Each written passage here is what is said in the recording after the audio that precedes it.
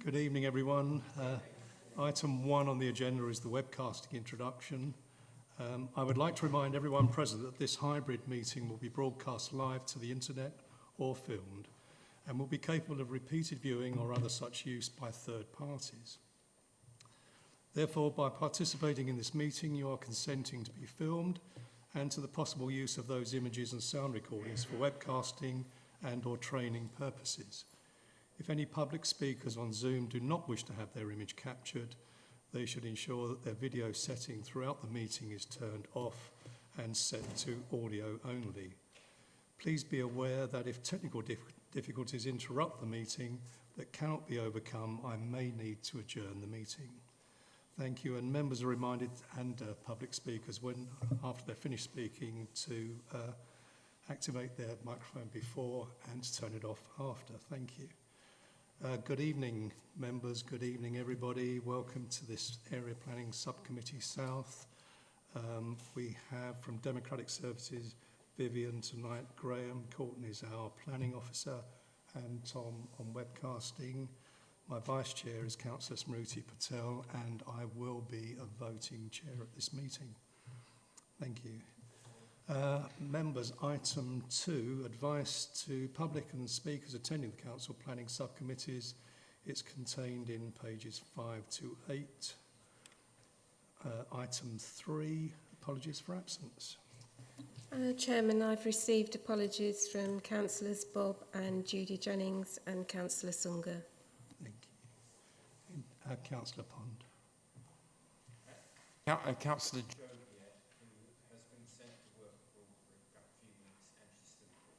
Thank you. Anybody else? Item 4, members, declarations of interest. Any declarations on any item on the agenda? Councillor Murray.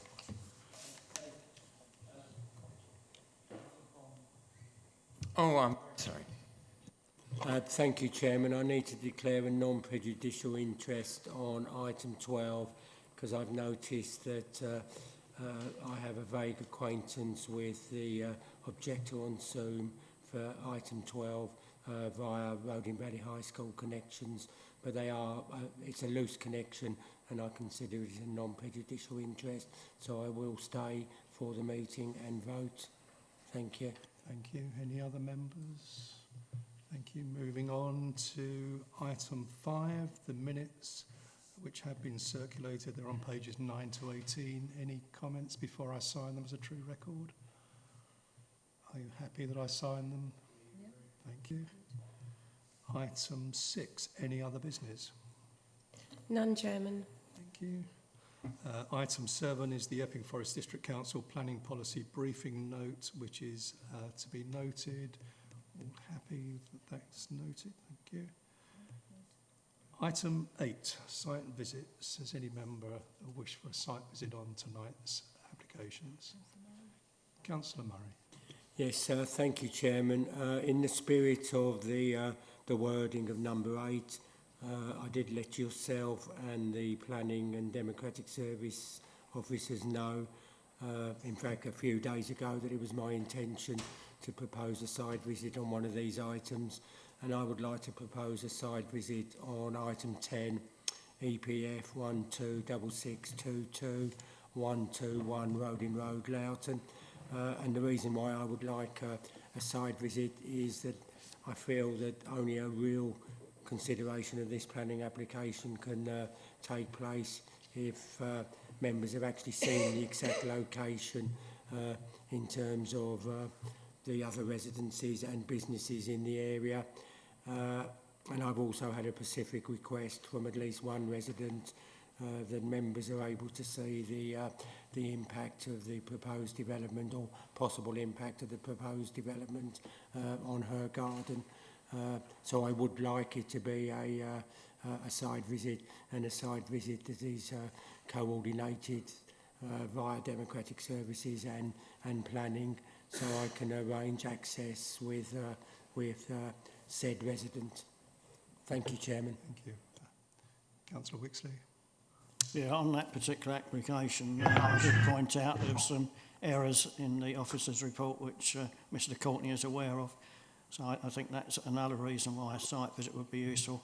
I'd just like to make a comment on agenda item 8 because the wording has changed since the previous meeting, and I've got very used to the previous wording of agenda item 8, site visits. I think it would have been useful to have known in advance that after all these years, in my case, and probably other members as well, that the sort of rules regarding site visits have changed. So it became a bit of a, well, fortunately, Councillor Murray spotted it, but I'm not sure that I would have done because I got so used to the previous method by which we arrange site visits. So it was custom and practice, and I think, in view of that fact, I think we should have had some advance warning. Thank you. Thanks, Chairman. Could I just say that the wording was changed to mirror the DDMC wording at Night Island, and because a site visit has been proposed, but we haven't got the process behind it to get a site visit organised prior to a meeting because there's too short notice.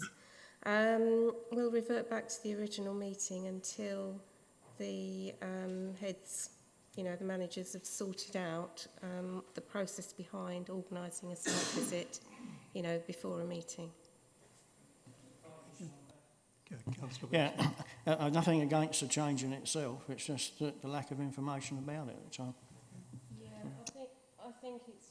I think it's just better if we revert back to the original wording for the plan subcommittees, and until such time as the actual process on how it's going to work, with perhaps us getting the agendas out much earlier to allow that, then it can't be facilitated in a short notice. Thank you. Councillor Patel. Thank you, Chairman. I'm happy to follow what's been suggested. My query is, what is it that we're going to, what is it that we can't see from the road that would prevent us from being able to determine this application tonight? Thank you. I do understand where you're coming from, because I, like every application, have visited the site and seen what's there, and most of it is visible from the road. We've had a request for a site visit. I'm happy either way. Councillor Murray, would you like to come back on that? If it helps him, two things. One, the possible impact of the development on said gardens, and you do therefore need access to the rear of properties in Road. But the other point I would make is because of the detailed points that were made in the parking survey, a better understanding of said roads in the vicinity, because specific reference is made to a fair number of roads, which to my way of thinking is inaccurate, and therefore only a site visit could demonstrate that. I mean, obviously members could take my word for it, but I would prefer a site visit to actually show members that what is being said about in the parking survey on actually named roads is quite laughable. Not only inaccurate, but absolutely laughable. Councillor Patel coming back for a quick one. Thank you. I mean, I'm not opposed to a site visit, but the point I'd like to make is that the officers, when they compile a report, consider the impact on the neighbours, and more often than not, they would attend the neighbours' premises to determine the actual impact a proposal will have on their amenity spaces. But I've made my point, and I'm happy to go with the committee's decision. I don't think I'd disagree with you, but it has been proposed and seconded. Can I just say before we go to the vote that the whole idea of the change in the site visit procedure is to stop people coming here for a meeting and then the item being deferred. So the idea is to try and get the site visits before the actual meeting, but it's not always possible, and it is a work in progress. We are working through how this can be done correctly. Councillor Murray. Sorry, just to come back, but and can I just assure members that my involvement with residents on this planning application is kept very, very, very neutral, very fair. I haven't fettered my discretion in any way whatsoever, but I obviously have had contact with residents whose gardens are most badly affected, so they say, and no one has actually told me that an officer saw the development from their rear gardens. I'm not saying that didn't happen because I never asked the question, but none of those 9 or 10 residents have actually offered the fact that a planning officer considered the plans from their gardens in a physical sense. I'm not saying that should have taken place or should have taken place. I don't even know if it did take place. All I'm saying is that no resident has offered me that information, and I think they would have done if it had taken place. Okay, I think this will all come out when it is actually debated. Members, we have a proposer and a seconder for a site visit on this application. All those in favour of that, please show.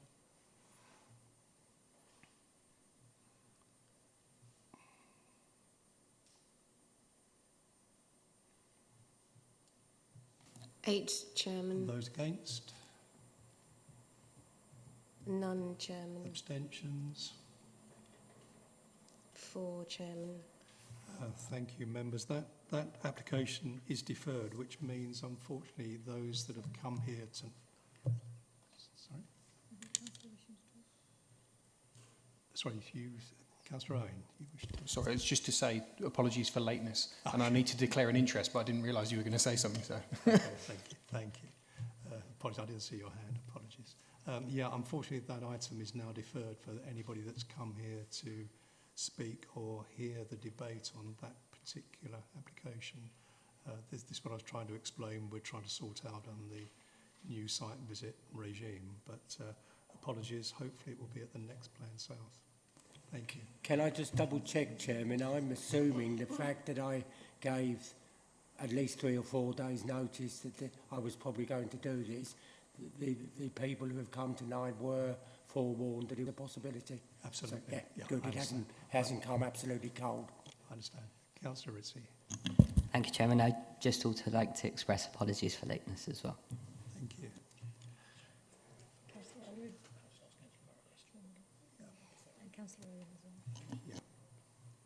Sorry, apologies. I just want to ask Councillor Murray, is there a specific site, neighbouring site, that we should try and arrange a visit for? If you don't know off the top of your head now, please let me know, but obviously it would be useful to be able to comment. A very quick answer is yes, and only on the basis that one resident has offered it.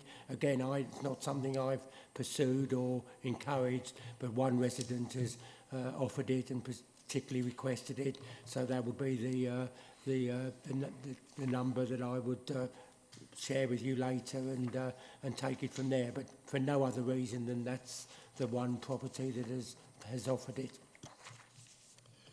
Okay, yeah, if you could just let us know what that address is, we'll sort that out. Thanks. Thank you. Sorry? Councillor Owen. Yeah, sorry, just to declare an interest in item 11, Davenant School. I have a child at the school, so I'm going to stay in the room, but I won't discuss or vote on it.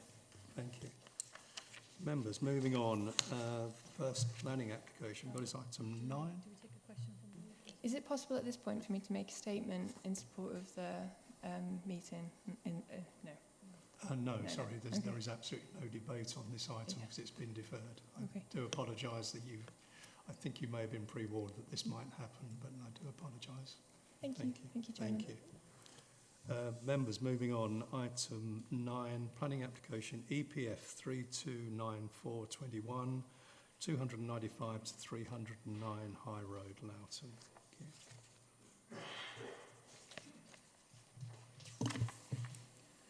Thank you, Chairman. So this application proposes the erection of an additional floor of residential accommodation above 295 to 309 High Road, Loughton. It is before members since there is an objection from the Town Council along with 3 neighbours and the Loughton Residents Association Plans Group. The application is recommended for approval, subject to conditions and a legal agreement. The application site is a 3-storey block containing commercial use on the ground floor and residential units above. It is situated within the designated town centre of Loughton, at the junction with Traps Hill.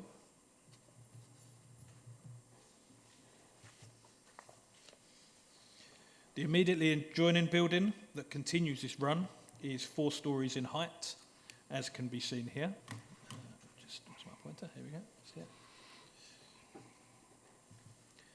Access is available to the rear, which includes some parking provision, access to the upper level flats, and servicing to the commercial units. Access and parking would be unchanged in this application. There is no additional parking being proposed. The proposal would provide 2 one-bed flats and 2 two-bed flats with small rooftop gardens to the rear. Here.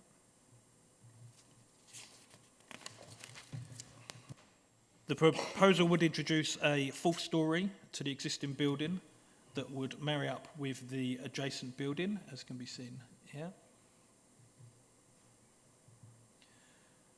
The new storey would be built off the front wall of the existing building, but set in from the rear to allow for amenity space and to create a transition to the neighbouring dwellings on Traps Hill. A new stairwell would be added as part of this proposal.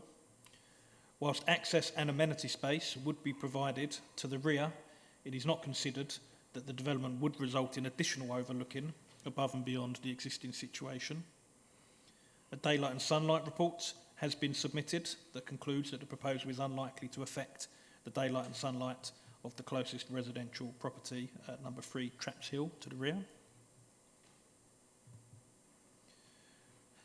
The proposal would provide additional housing within a sustainable location and makes efficient use of the airspace above the site, in line with guidance within the National Planning Policy Framework, which encourages this.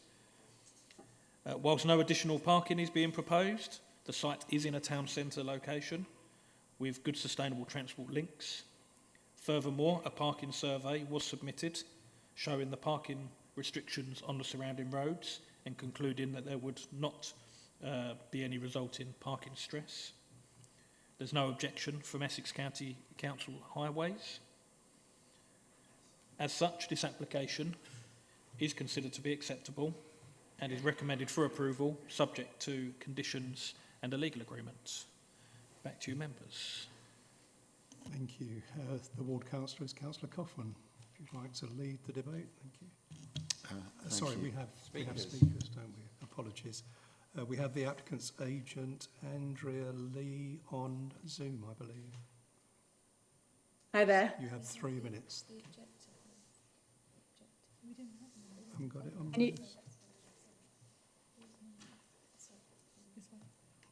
We're good. Andrea, you can speak now. You've got 3 minutes. Great, thank you very much. Well, thank you for this opportunity. I am Andrea Lee. I'm an architect and director of Stark Architects, and we work very closely with the client to come up with this proposal. I'll keep it brief because I only have 3 minutes. I'm going to make 3 points: the front, the rear, and the new entrance. So firstly, our challenge with this project was to provide a number of new homes in the sustainable location with minimal impact on the environment, and by breathing new life into this post-war modernist style building. Stylistically, it's a pared down and very minimal in architectural detail, but does appear to be lacking something visually, or rather sort of visually incomplete. We feel it's the lack of a clearly defined top floor and the adherence to very basic architectural principles of the ground, middle and top plane, which is an established architectural hierarchy. And the building does appear to come to a rather abrupt end as you look up. We feel that by adding a floor, which aligns with the neighbouring 4-storey building, we can improve the proportions of this building. The new extension will provide a clearly defined top floor to complete the building, with new windows following the rhythm of the windows below. Secondly, we are proposing to improve the rear of the building with a series of landscaped roof terraces and green roofs.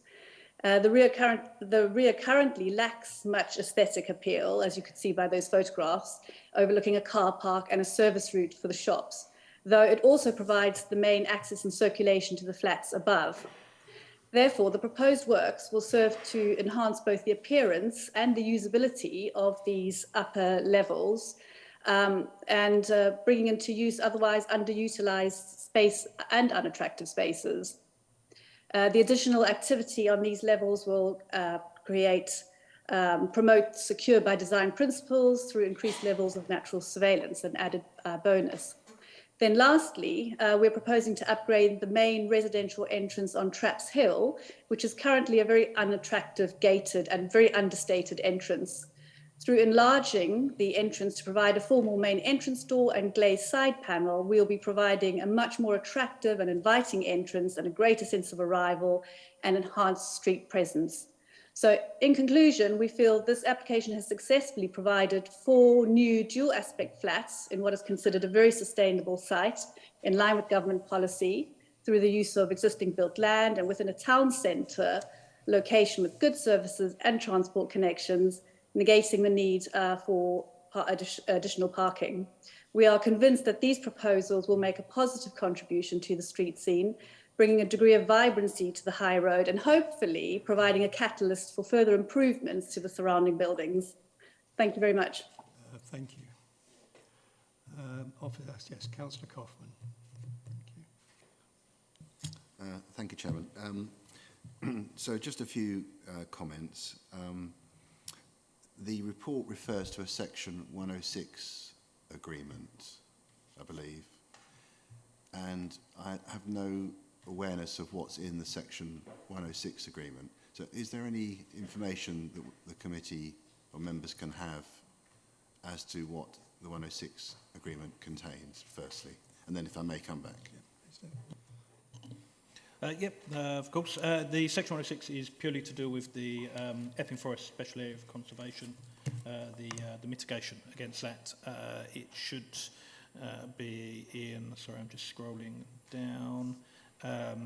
It should be in the officer's report under the relevant Epping Forest SAC and air quality section about that, but it's obviously fairly standard, as you well know, for these types of development to have that in it. But there's no other requirements, no other contributions, anything like that for this.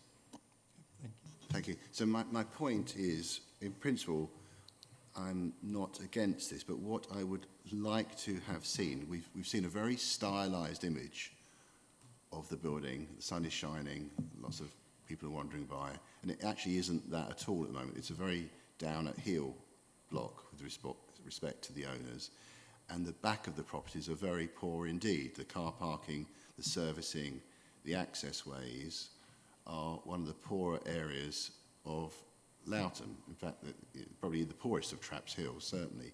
And I would have expected in the 106 agreement, if we were legally able to have insisted on some improvements, because this is a win for the owner. We do need the housing, but the other residents in the block, which are largely, I think, rented, so they probably will not be willingly knowing to object because they're short-term occupants, there should have been a gain for the overall block, not just a windfall for the developer. So that's my fundamental concern, not against the look of the building, not against the additional housing.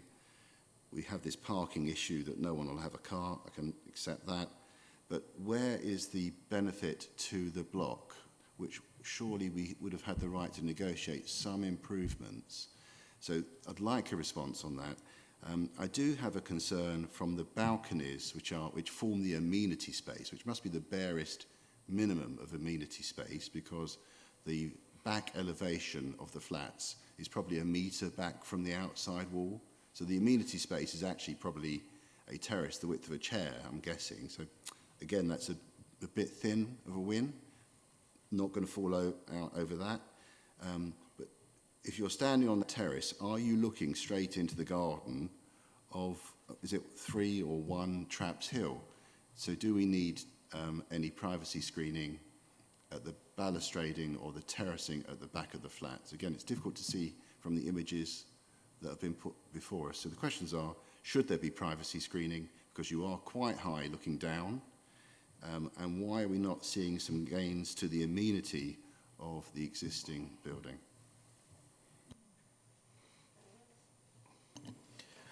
Right, I was going to do your first question. No, sorry, your last question first, which is about the privacy screen, which I did actually think there was a condition on, but I'm just skimming through them now, and I can't see anything about privacy screens. 23 screening assessment we've got. Oh, no, that's a separate, that's a separate one. That's the same. Yeah, no, I must admit, I wasn't deep in there was, but it may be that there wasn't deemed to be it wasn't deemed to be necessary, but certainly that is a condition that we can impose. It's one that we often impose. I think it's on a later item where we are seeking similar. In terms of the, so I'm going to share my screen again.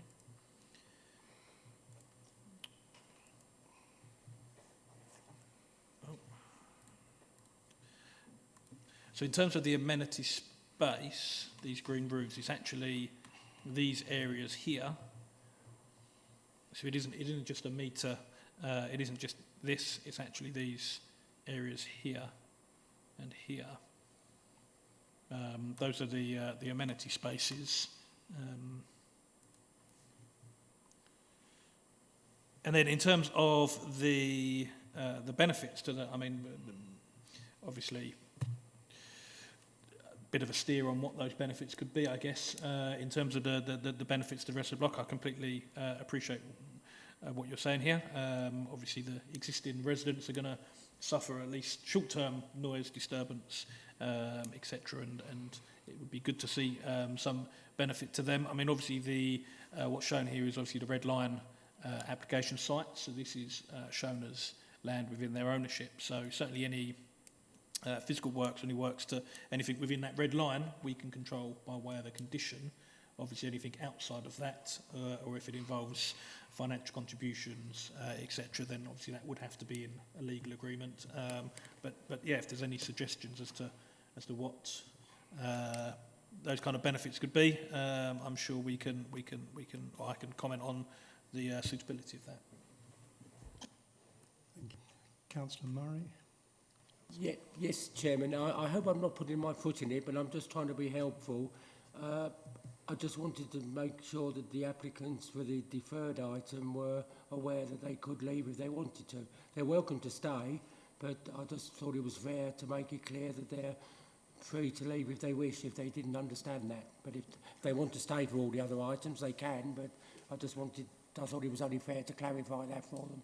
Very good point. Yeah, I mean, you are totally free to leave if you so wish. Thank you. We will stay for this item and then leave. Thank you. Thank you. Councillor Pond. Thank you, Chairman. Right, like the ward member, I'm not opposed to the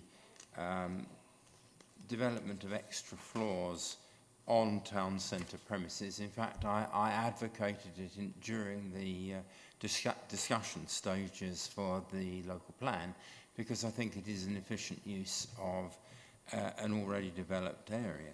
I think on this one, I do have concerns about the rear elevation of the property, which, as somebody said, is not the most pleasant aspect in the town of Loughton. But I also have a couple of points more generally on the conditions.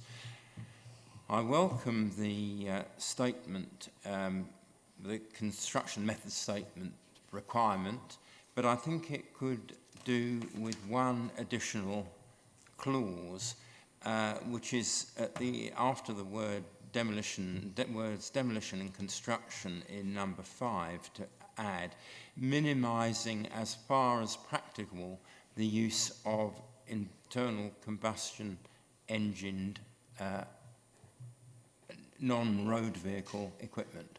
So that is partly from my own experience of living next to a building site for the last 4 months, but it really does not do our credentials as a caring authority for the environment. We declared a climate emergency, and that is not supported by allowing a compressor to run all day, not driving anything. So if we can reduce, as far as it is practicable, the use of ICEs, I think we will be doing the Epping Forest Special Area Conservation and conditions generally a favour. The next point, though, is a rather more fundamental one, in that we cannot expect that these, the inhabitants of these newly consented flats will not want to have access to a motor vehicle. They cannot do so under the current rules, parking in the Traps Hill car park, because that would not be, EFDC's rules would not allow that. We can't expect them to fight, at least without the danger of incipient civil war, for parking space in the present parking lot, which is, to my certain knowledge, as a former councillor, was a resident there, of being assured of a parking space.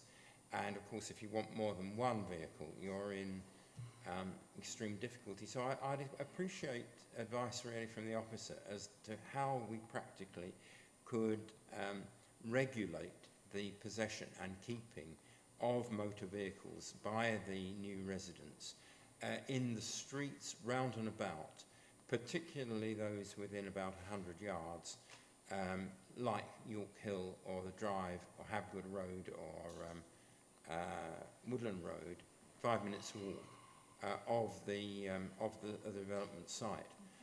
I know it's difficult, but I think we ought to try to think of that. This site is within 225 yards or thereabouts of the Special Area of Conservation.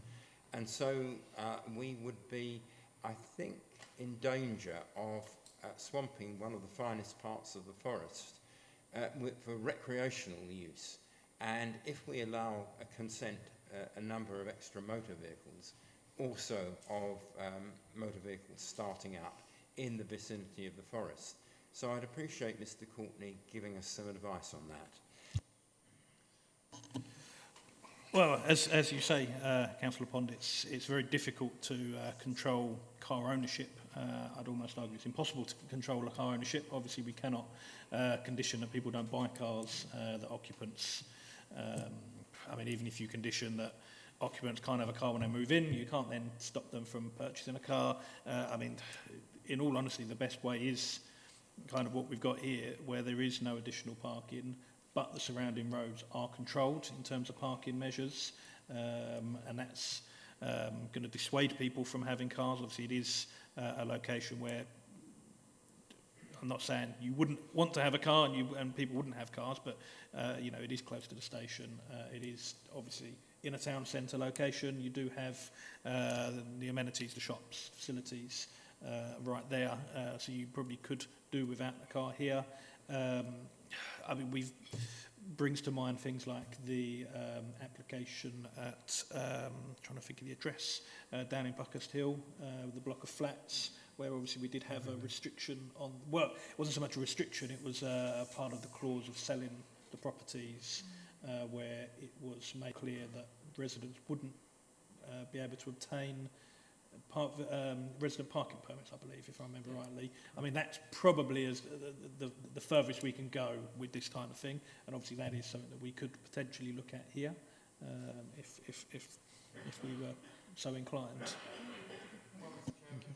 If I may come back just briefly, there are several roads within about 100 yards of this development site which are unrestricted or virtually unrestricted, and they include the Drive, Habgood Road, Woodland Road, York Hill, York Crescent, and one of the streets whose name I forget, off Traps Hill.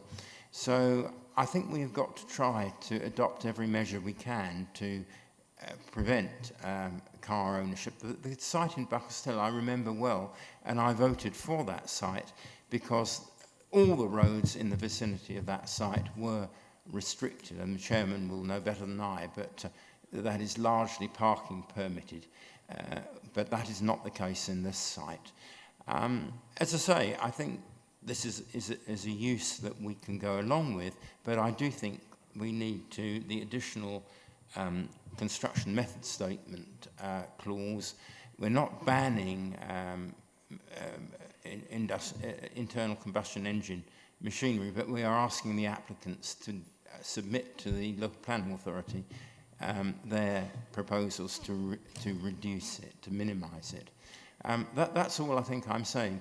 But if Graham can come up with a suitable phrase for what he's describing about parking and car ownership, I'd be very grateful. Just before we move on, if that's okay, Chairman, just to come back to actually Councillor Kaufman's question about the screen. So I've had a look at the report, and there is definitely reference in the report to it being necessary to condition the screens.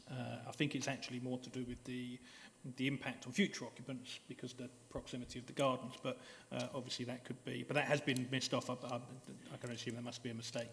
So I would certainly recommend adding a condition about screening to be installed. Councillor Patel. Thank you, Chairman. I think this development will complete that section of the high road. I think it's necessary for completeness for these units to be built where they are. I think the way in which they've created amenity space on site is quite innovative as well, and in some ways stepping them in doesn't give the bulk to the back of the flats. The question I had though was around the staircase. What I wasn't clear with is that is the whole cladding of the staircase going to be changed from top to bottom, or is it just the section that takes you from levels 3 to 4? I thought it was for the whole block, but maybe the drawings will show us that.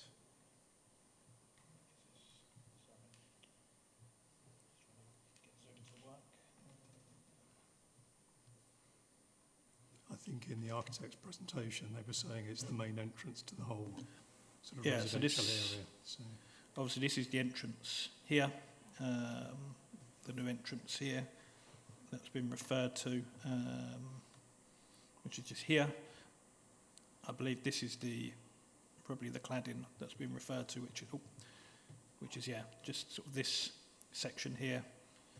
Certainly, when you look at the artist's impression, I completely agree. It's only an artist's impression. It's clear that the whole building's not going to be reclad.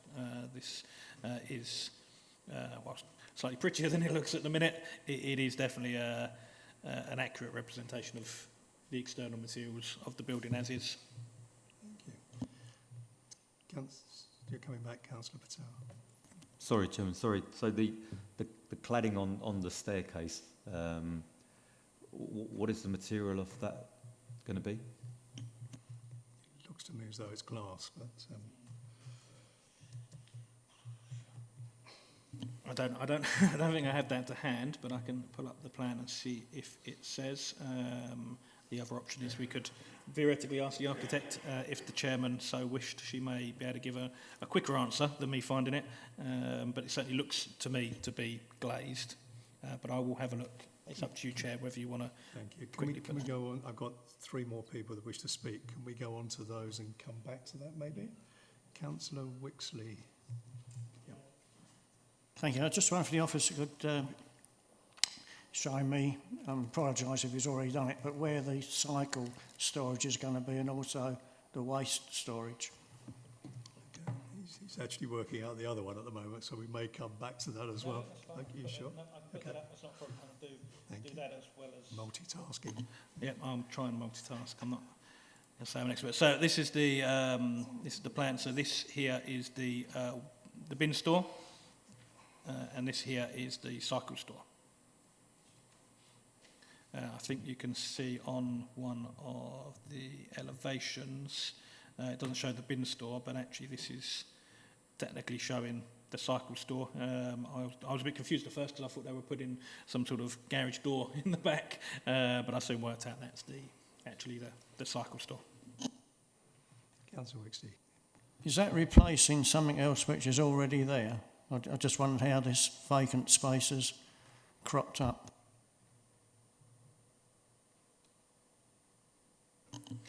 So actually it does appear that that is replacing a parking bay. So actually there's going to be a loss of one parking space. Looking at so I've got the existing site plan actually in front of me at the moment and the proposed. So yeah, it looks like that's a parking bay at the moment. Councillor Owen.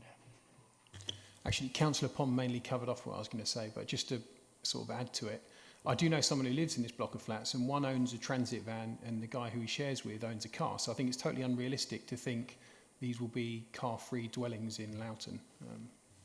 Thank you. Councillor Lyon is my last listed speaker before we come back on the other point. Thank you, Chairman. A couple of points of sort of principle, I think.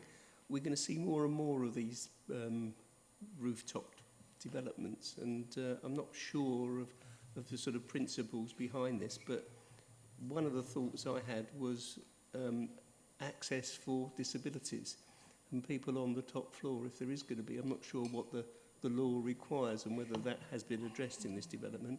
And also, with a 4-storey development, maybe a lift. And I have been desperately searching through the planning application, and I can point out to the officers that TIFs and various other documents on the planning site are not accessible on iPad. So I've not been able to access some of the information that I was looking for before I actually asked the question. So are there any lifts? Should there be some lifts? What is the sort of disability requirements for adding floors? And obviously, depending on the circumstances of any of these sorts of blocks where these are going to be considered, are there any principles that we should be considering for all applications? Right, so I'm going to field a few of these questions. So what we have is rain screen cladding. I'm not entirely certain what that is. Obviously, part of the conditions are to agree the external materials. Having a quick look, I'm not entirely convinced they are glazing. It is glazing actually. I believe it is solid cladding.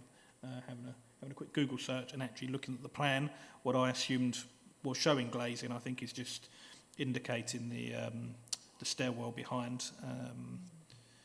So I believe it's going to be panelling essentially.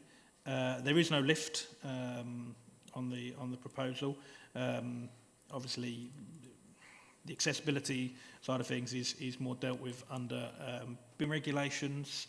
I'm not going to pretend to be an expert on that, but obviously at the moment we have a number of flats on this site with no lift.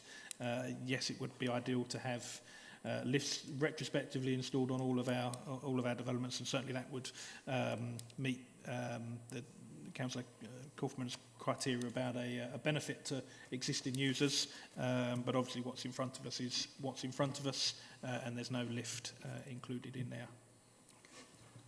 Members, from the debate, I think we are looking at adding 2 conditions. One is that the screening proposals are sent in before work commences. And also, I'm quite happy to add minimising ICE as a general condition, but I think the cost of diesel, they're not going to be running them all day, to be honest. Councillor Kaufman.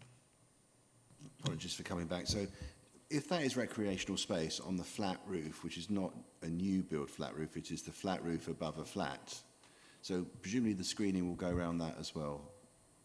So I think that's what we need. If that is the case, do I need to make a recommendation, a motion that we change these conditions or impose these conditions? Yeah, and does that need to be seconded? A motion for the conditions to be added. Okay, so can I propose that then? Yep, we add screening around the recreational space and the balcony as a condition, please. Okay. Do you want to take them one at a time, or do you want to add in the minimising ICE as well? Take them together. Do you have a seconder for that proposal? Councillor Pond, thank you. Members, the proposal is before you. All those agree, please show. Unanimous, Chairman. Thank you.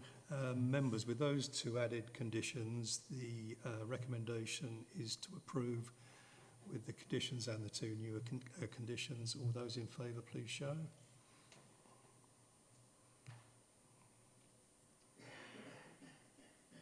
Yeah. 14, Chairman. Those against? None, Chairman. Abstentions? 1, Chairman. Thank you, members. That application has been approved. Moving on, 121 Roding Road is deferred, unfortunately.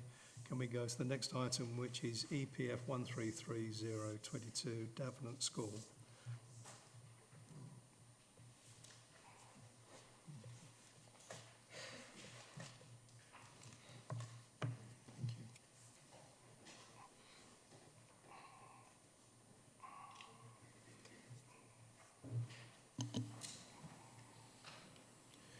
Thank you, Chairman. So this application is for the retention of an air conditioned unit installed at Davenant Foundation School. The application is before members as there is an objection from the Town Council, one neighbour and the Loughton Residents Association Plans Group. However, it should be noted that these comments were received before the screen fence was erected. The application is recommended for approval, subject to conditions. The air conditioning unit has been installed on the recently erected building that was granted consent in 2020. It is situated just here, adjacent to the rear boundary of 151 Grosvenor, I'm not actually sure how you pronounce that, unfortunately, Grosvenor Drive, which is the neighbour who objected. The works are fairly minor in nature, with the main consideration being noise nuisance. As can be seen, fencing has been erected on site around the air conditioning unit to provide both a visual and noise screening. The case officer visited the site following the erection of the fencing, and whilst the unit is audible from the north, where there is no fence panel, to the west in the direction of the neighbours, the unit is inaudible. Furthermore, a condition is suggested that the air conditioning unit should only be operated between 8 AM and 5 PM, Monday to Friday, and at no other time. This, along with the retention of the fencing, is considered sufficient to mitigate any potential harm, and as such, the application is recommended for approval, subject to conditions. Thank you.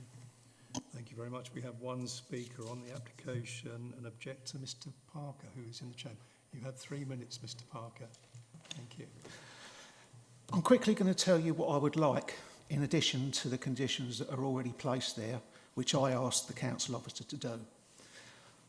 My main request would be for you to make a condition that Davenant plant a hedge the entire length of their building, halfway between my fence and their building. I would like a yew hedge because it would buffer all the noise, all the light and everything that's going on since they erected this building. It could grow up to 20 foot high and just mask the building, because you've got to understand that that building is 14 foot above my back fence. Now, with regard to this little panel that they've put up since they spoke to the council officer, makes no difference whatsoever. I think it's a very lazy council officer that's dealt with this, because I'm going to tell you exactly what sound that's emitting. Last night at 6:30, when it shouldn't have even been on, it was giving 45 to 50 decibels. Dinner time today, it was doing anything up to 55 decibels from my garden. Now, the reason why I want it is Davenant do not listen or take any notice of the conditions that you place. When you originally agreed to this building, they were knocking down some prefabs to put there that had been in place 14 years. This subcommittee, when it was back at Rodin, said it can only be there 5 years. They've got to go because it looks like Shantytown. so they move it 200 yards outside the back of my house. I'm sorry to say they ignore it. You said part of the conditions for the building was to put in frosted windows. They didn't do it, they just started up, got the classes running. I had to use the council enforcement to get them to put the frosted windows in. You said no lights pushing into my property. You just got a picture of one that they put up that's every night shining into my property. They ignore you. With regard to the tennis courts behind it, tennis courts, you put time restrictions on the floodlights. They do whatever they want, they just do whatever. Did they ever put the parking spaces back that you made as part of the conditions for the original prefabs to be put, because they lost 7 spaces? No, they never did that.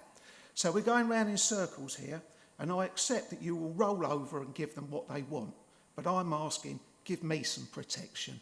All I'm asking for, over and above the conditions that the council officer has said, which I asked for, is to put and plant a yew hedge.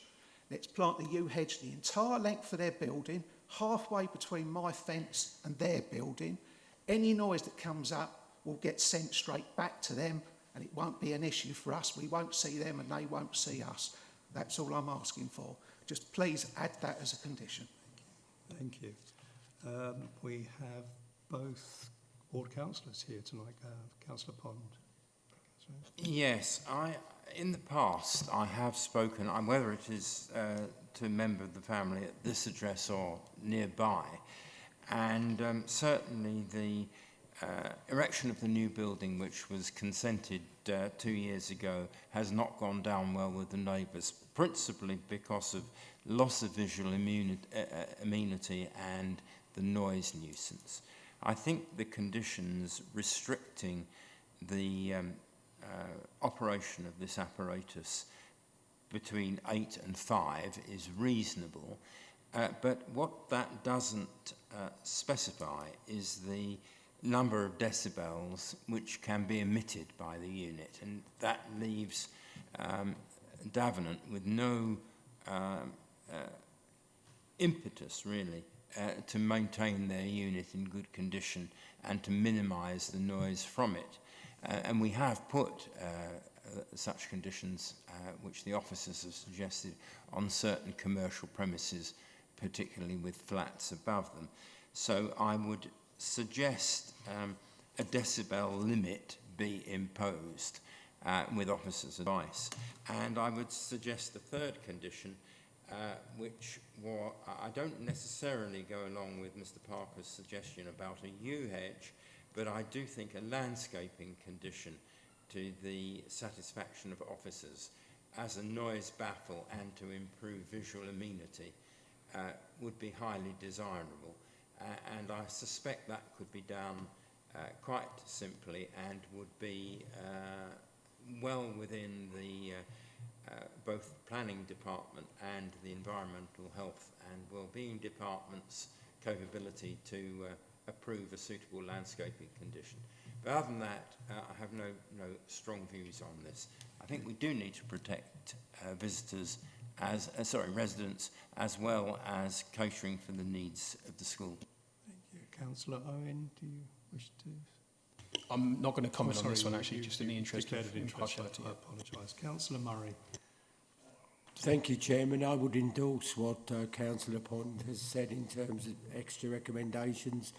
I noticed that the officer, I'm not saying it was done deliberately, didn't bring it to our attention that this was a retrospective application, and I couldn't find anywhere in the paperwork that explained to me why it was a retrospective application. Can I have an answer to that before I make a comment? Because the word retrospective always gives me some concerns. So could I just have an explanation about why a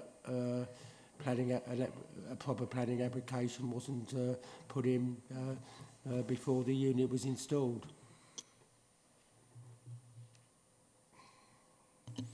I'm not sure we have an answer as to why it was the works were done without planning permission. Obviously, we have to assess these in the same way as we would as any proposed application. I mean, obviously, the description and the report does refer. So I'm just putting it back up because I was just checking something else. apologies, wrong one. It does refer to it does clearly state in the proposal that it's a retrospective application, and obviously I showed you a photograph of it there, which clearly shows that it's already there. I don't know why it was put on without. Just a few comments then, Chairman. I've said I agree with Councillor Pond. I relate a lot to what the resident has said, and I choose my words carefully.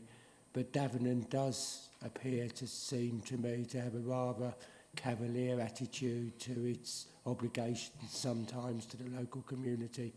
It's a major school in our area. It has a good reputation, which it serves in some ways. It has a high status.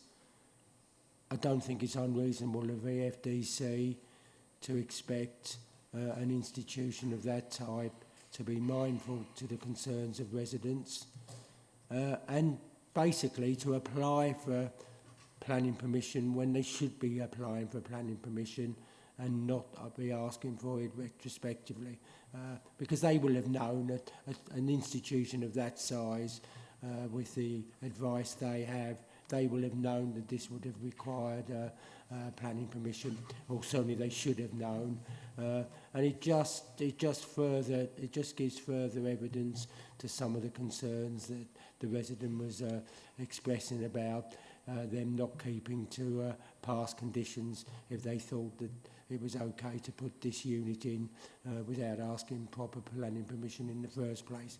So I'm not impressed, Chairman, but I would endorse the extra proposals from Councillor Pond. Councillor Allgood. Can I just ask a question? What is an acceptable decibel rating? I've just been told 55 seems loud. I'm not aware what is acceptable. I agree. I've always known it to be 55 decibels. What I was going to suggest when I got a chance was to just flag up that some of you may recall at last month's committee we had an air conditioning unit on a premises down the high road in Loughton, and there was a suggested condition on there which was all to do with the prevailing background noise when measured from a certain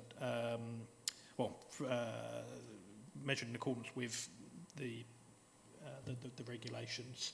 That would probably be a better way of doing it. I believe that then means you measure it from the nearest noise sensitive receptor and stuff like that. So it's probably a better way of doing it. Sorry, if I can just come back on that one then. So I'm a little perturbed in the sense that I've got the residents saying it's unacceptable. I've got an planning officer saying it was okay. Is it a case of the planning officer went there and, oh dear, only one of the air conditioning units was working?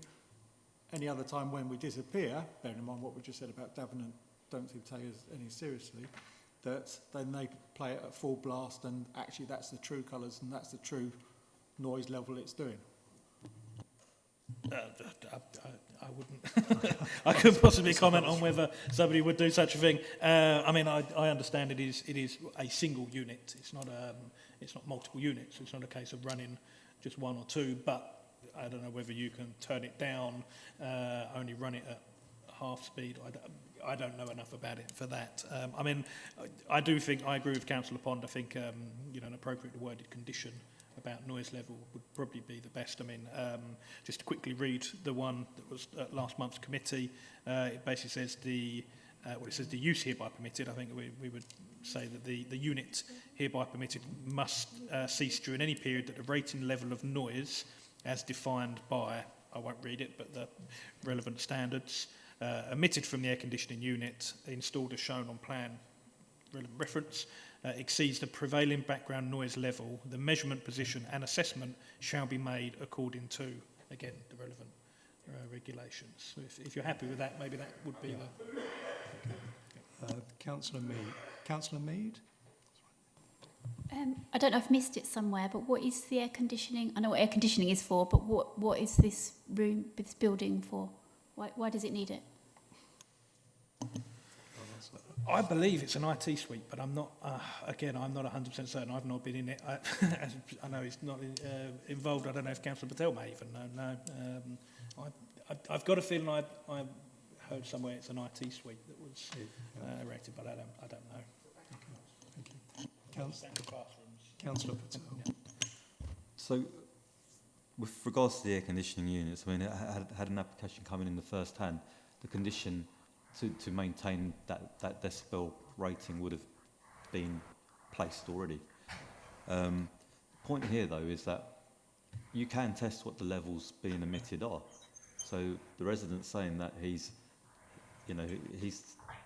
saying that it's above the minimum standard, and in fact, from his garden, it's even higher. But you know, when applicants come forward and suggest that they're going to be putting in mechanical extraction or air conditioning, etc., they've got to put forward mitigation to make sure that the levels that are going to be emitted are going to be maintained at those levels. So the point I'm trying to make is that I know what's been suggested is a hedge across to nullify the noise and the visual impact of the development, but around the unit itself, surely something can be put around the unit whereby a wooden structure which prevents that. Normally it's double boarded, so it completely kills the sound coming out. Yeah. I think we had this on the that's actually there. That's actually in place. Yeah. So if that's not enough to stop the level of noise coming out, then it must be clear, unless we've tested it ourselves to see what's being emitted. And you've got the manufacturer's instructions. We need to be clear what is it that they're actually, what is actually being emitted. What is the problem? Yeah, I think Councillor Heap's got his hand. I'm sorry. It's nice to see you, Councillor Heap. Why, thank you. Just a quick thing.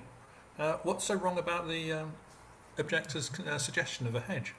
It's a relatively cheap thing to put in. It would save him looking at the thing. It would save him hearing the thing. And it's good for the environment. Okay. Let's put it in as a condition. Thank you. Thank you. Members, before we go to adding conditions, I'd just like to say to the objector that all of these things should be dealt with by enforcement. It's not part of this application. I hear everything that you're saying about the tennis court lighting, the external lighting, but it's not actually part of this actual application, so it's not something we can take on board. But that should all go through enforcement. And I think we'll go away from this meeting and have a good look at that.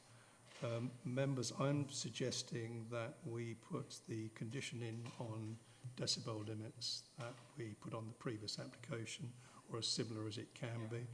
I'm also suggesting a landscaping condition around the air conditioning unit. I think it's unreasonable for us to put a whole hedge all the way around the school down that side when the only application in front of us is that air conditioning unit. And I think that would go, if the boarding hasn't gone all the way to solving the problem, that will solve the whole problem. Councillor Pond, sorry. Yes, Chairman, I'd go along with that. It would be a general landscaping condition to be done to the satisfaction of officers who would, I'm sure, be reasonable about this.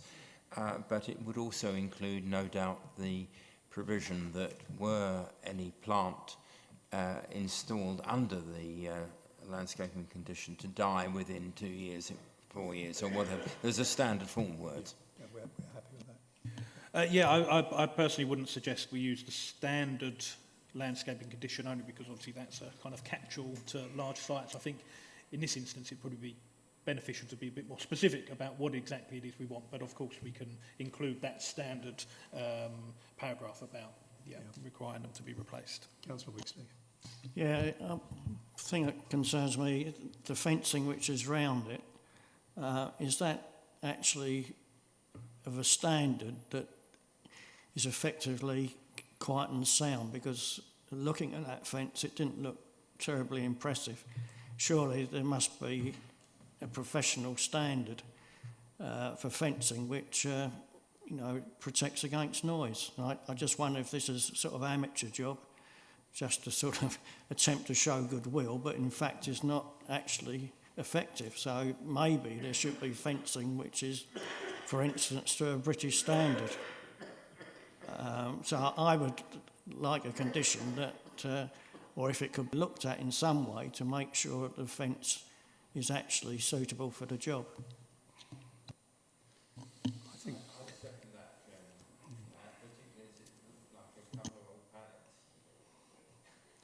I think I think the is it hit and miss they call it? I'm not sure. Is a normal sort of type of fence in this situation. I think with the added landscaping condition, I think we've probably done enough. But if you want to have another condition, I'm fine with that. Councillor Wixley. Respect, Chairman. I mean, the resident's gone through quite a lot. I think we should be doing everything to make life better for him. And if it means going the extra mile and making sure that it's a properly constructed fence, then I think we should do that. It's no skin off our nose to do it, and it would be better for the resident. Again, I'm not sure I'm able to comment on the quality of the workmanship or anything like that, but as Councillor Williamson said, it's hit and miss fencing is fairly standard for noise attenuation. It is a pretty standard means of fencing. Whether this is high enough, quality enough, I don't know. But I think I could probably word a condition about details of an appropriate acoustic fence, which may be retaining what they've got, but it may be replacing what they've got with something more suitable. I don't see why we couldn't put I'd have to do the wording so it would cover the retention if that is suitable. But yeah, I think we could probably add a condition about that. Thank you. Councillor, I'm good. Yeah, sorry. I think if we're setting a nice minimum decibel level, I think if it doesn't meet it, they've got to replace it with something more efficient. So we're just doubling ourselves here. I don't think it's a problem, basically. Okay. Members, so we've got 3 conditions. I'm hoping we can take them all together as a vote. The decibel limit, landscaping to the immediate area, and the fencing. Do we have a proposer for those 3 amendments? Councillor Pond, do we have a seconder? Councillor Murray, Councillor Wixley. I'm sorry, you didn't say that the conditions that the officer spoke about are in there as well. The conditions that are in the report will already be in there. Yeah, this is in addition to. Yep, absolutely. Members, could we go to the vote on those 3 additional conditions? All those in favour, please show. Against? Unanimous, Chairman. Thank you. We don't need to go that far. So, members, the recommendation is to approve with conditions and the additional conditions. All in favour, please show.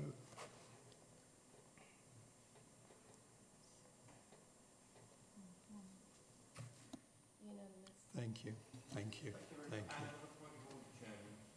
Could we ask the new enforcement officer to look into the alleged infractions that the Speaker made? That's on my list to speak to him on Friday. Yep, thank you. Moving on, members. I thought it was going to be an early night. EPF 147822, 16 Station Road, Loughton.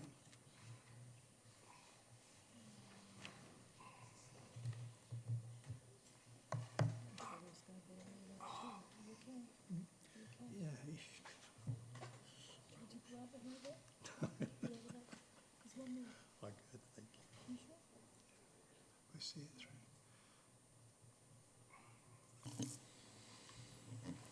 Thank you, Chairman. So this application is for the... Oh, excuse me, wrong notes.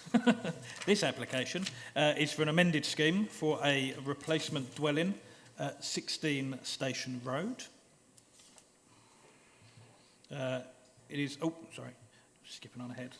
It is before members since there is an objection from the Town Council, along with both adjacent neighbours and the Loughton Residents Association's Plans Group. The application is recommended for approval, subject to conditions.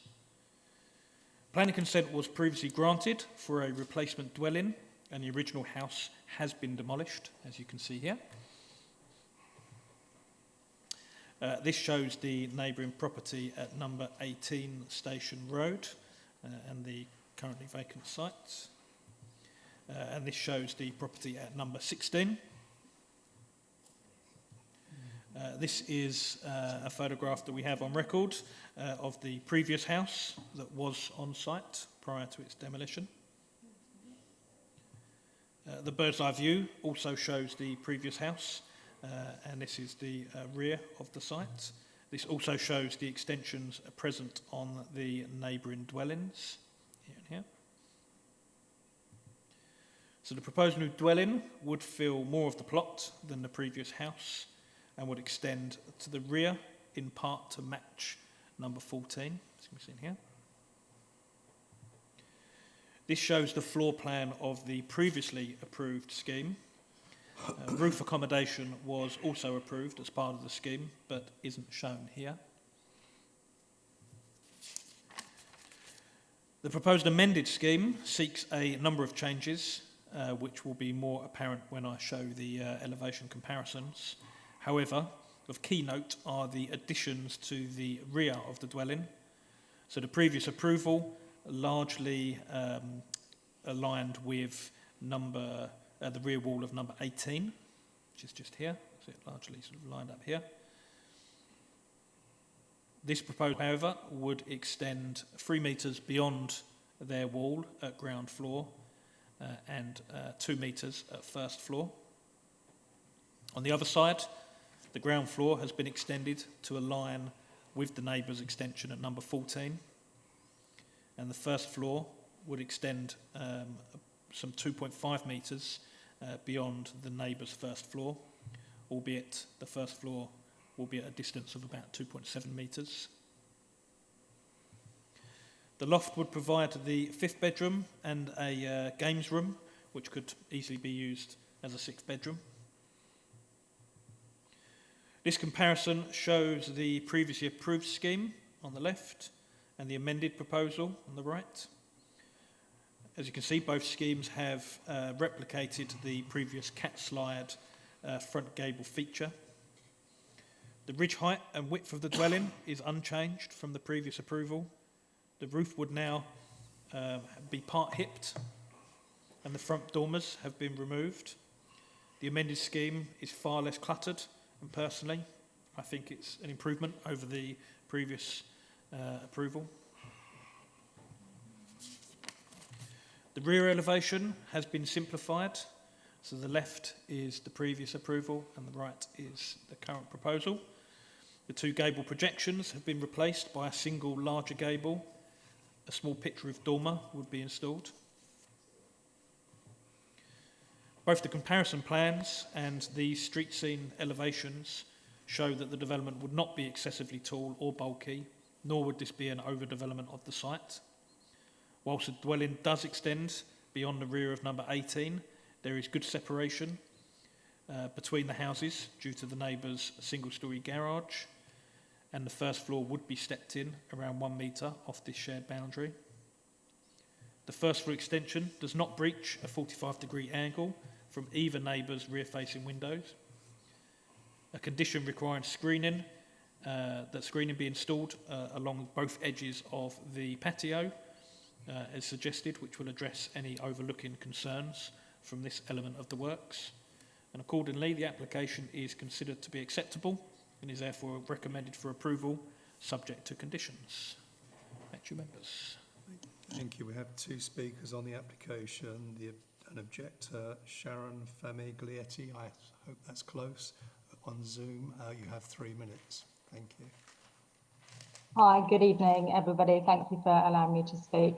So I'm the neighbour at number 18 to this proposed development, and I'm proposing this because of the sheer height and the excessive bulkiness of this property and how it will impact on our light, privacy and amenity. The original property at this site that was demolished was 7,870 in height. This new proposal is 8,550, so it's significantly higher. The roof height is much closer to our boundary now than on the previous plans. Our house at the boundary is only 2,750, it's 1 storey. This is going to be 3 stories compared to the previous 1 storey next to us. It's 3 metres deeper at the rear, to the rear of our house. For both ourselves and our neighbours at number 14, it will completely change our privacy and our light. We have 2 windows on the boundary facing that property, and both ourselves and the neighbours have glass roofs on the rear of the property that will now be completely overlooked. In the planning report, it says we have no loss of amenity, but we will, because we can see the Lopping Hall at the moment from those 2 windows, but the sheer height and closeness of the property to the boundary will mean that that view will be taken away. The planning report from the planning officer says that trees and shrubs have not been removed from the property. Lots of trees and shrubs have already been removed from the property. The original application for the development of this property was refused because it was considered to be overbearing for our property at number 18. But the 3 subsequent plans have each got closer to our boundary, and the property has each time got significantly bigger. Number 14, in addition, they're worried about the noise from the heat pump, which will be situated very close to their boundary. Both Loughton Residents Association and Loughton Parish Council have said that this property is overbearing and excessive in size and will have a significant impact on our properties. I have no objection to a house being built on the property, but it will completely change our property. We will have significant loss of light, a loss of privacy, and it's too big for the plot. Each size, the additional roof height, will make a massive difference to us. It is too close to the boundary. And I know there are conditions imposed on the property, but the owner of this site already managed to demolish, the previous property. He removed our fences without any permission, so we still have no rear fences. So I'm just concerned about whether these conditions will be respected. So please, could you look at the height of the property on the boundaries and the excessive scale of this development? Thank you very much. Thank you. We have, I believe, the applicant's agent, Nick Anthony, on Zoom. Good evening. Thank you, Chairman. I'm Nick Anthony of Nick Anthony Architects. I'm the agent for this application. This is a statement to support a planning application for a replacement dwelling at 16 Station Road.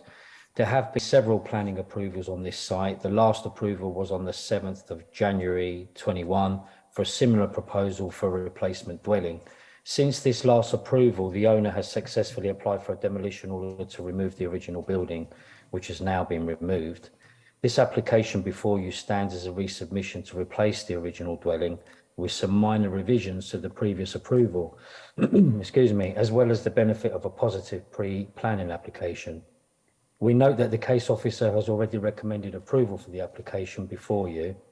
We understand there's been some concerns raised by the adjoining owners at numbers 14 and 18 regarding increased roof height, bulk, scale, etc., of which I'd like to address here. The increased roof height is minimal and has been previously approved, which is acknowledged in the case officer's report. The proposal is not excessively bulky and fits in well within the street scene. The proposal matches adjoining extensions and does not project forward of neighbours' buildings and does not block existing established views of nearby buildings of local interest. The proposed plant room below the previous approved rear patio will provide a domestic heat pump. The combination of this and proposed solar panels as shown on the submitted roof plan will significantly reduce the carbon footprint of this proposal. There is little difference between the previously approved proposal and this resubmission. The replacement dwelling will replicate the character of the original dwelling with the addition of some modern detailing and construction methods that will increase the lifespan of the building by providing a healthier and sustainable future for its inhabitants. Thank you very much. Thank you. Board Councillor is Councillor Kaufmann, if you... Thank you, Chair. I'm a little bit at a loss on this one because I don't remember this coming to committee for the existing. Was this a delegated decision when this? So there is an existing consent for a house that's quite similar in height, I believe, and there are some design improvements which I can appreciate. But did this go to committee in January last time, or was this a delegated decision? And if I may come back after that. I don't know the answer to that. So I'm just having a look.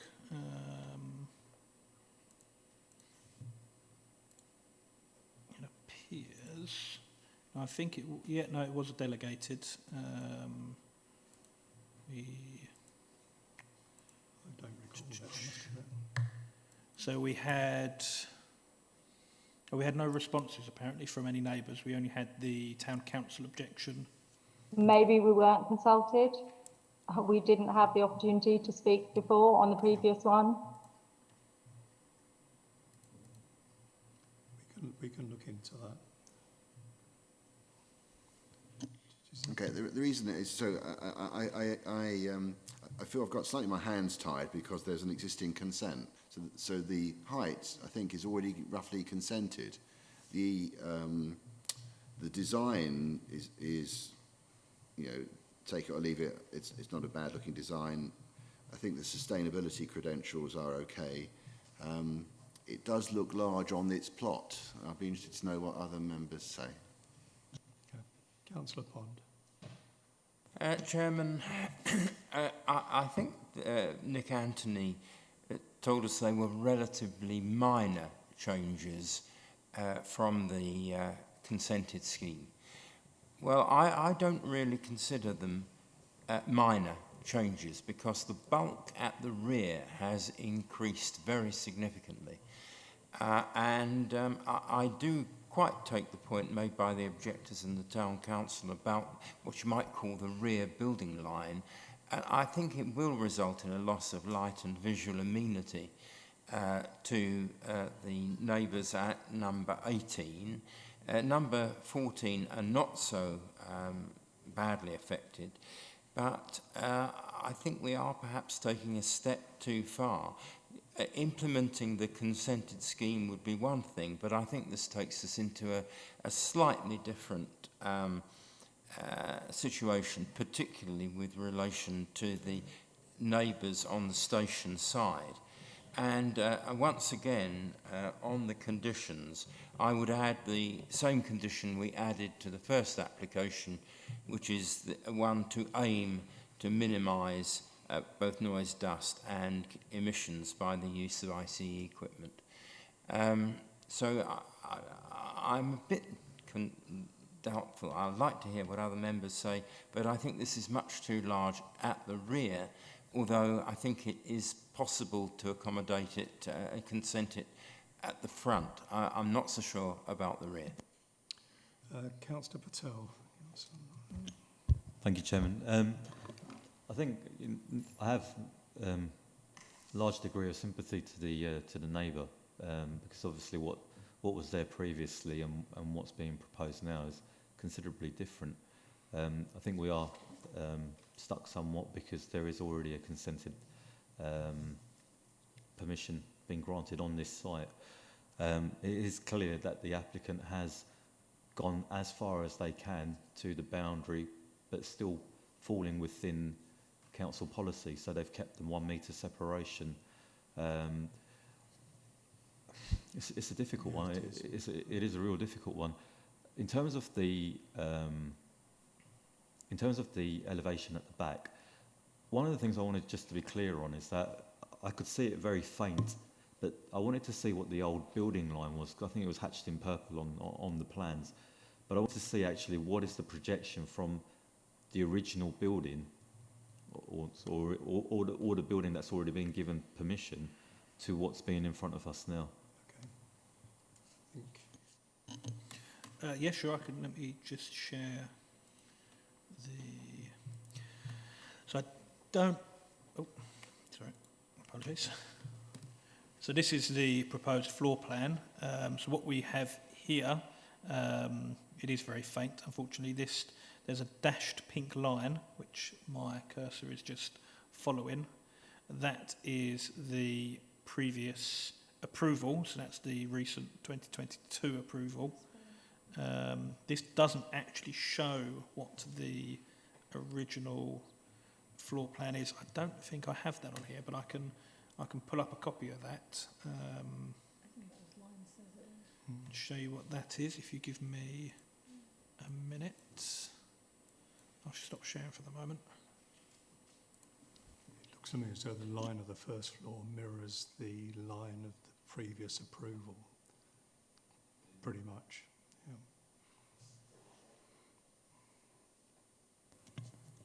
So on that basis, then, what is the, how far further out is this building going compared to what was shown on the hatch line? Because I think you said on the side where number 18 is, it's a further 3 metres, but then when you showed us the presentation, you took it from the edge of the existing building, not where the building originally was. The original building, yeah, I don't know. Okay, so let me just pull this up. So this is I've only got the ground floor plan at the moment. This is the original, building. So it certainly was substantially smaller. As you can see, the rear wall was back here, whereas the neighbours is here. And obviously number 14 is way back here. So that's the original floor plan. I'll just go back to this one. So yeah, as Councillor Williamson says, the first floor, I would say, probably does.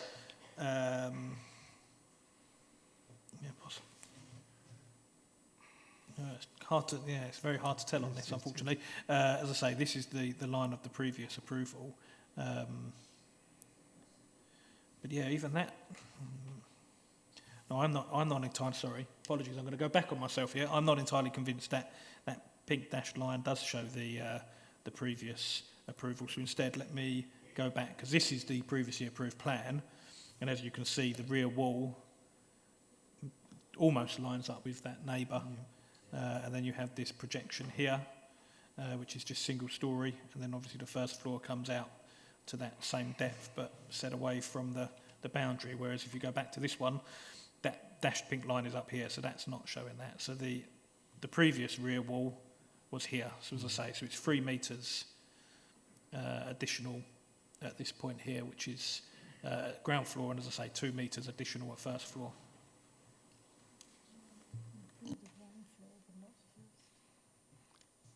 Okay.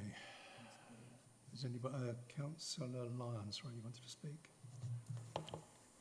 Chairman, thank you. On the previous slide, there was on the original, there was a doorway on the left, but I wasn't sure where. No, there was another picture, the original plan. The previous floor plan? Yeah.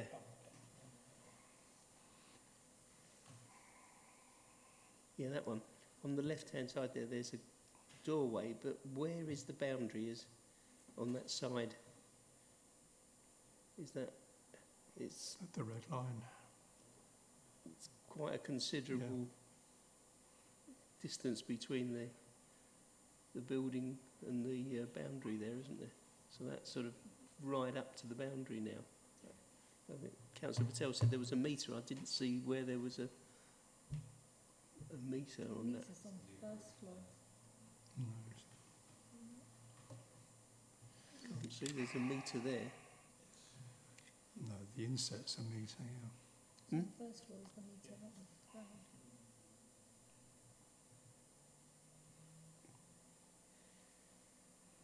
Oh, on the first floor. First floor, yeah. So it has expanded quite a lot.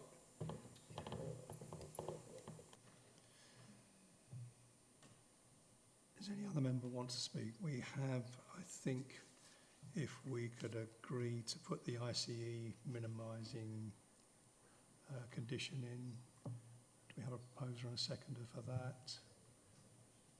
Councillor Pond, do you want to propose your condition for minimising ICEs? Yep. And do we have a seconder? We do. Councillor Kaufman. All members, that condition to be added, all please show your approval.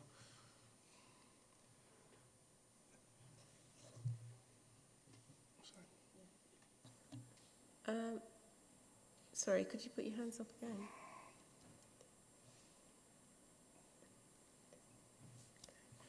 Against? One against. Thank you. That condition will be added.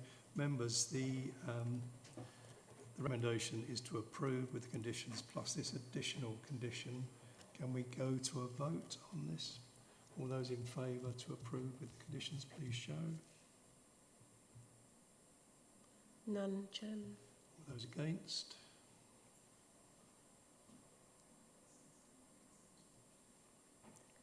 Nine. Abstentions? 6. We have a proposal for refusal. Councillor Pond. Thank you, Vivian. I'd like to propose a motion to refuse this application on the grounds of the increase in bulk of the rear compared with the consented scheme, which will act to the detriment of the visual amenity and light supply to the neighbours at number 18 Station Road. And I think that would be sufficient. Do we have a seconder for that proposal? Councillor Murray. Members, the motions before you, all those in favour of that reason for refusal, please show.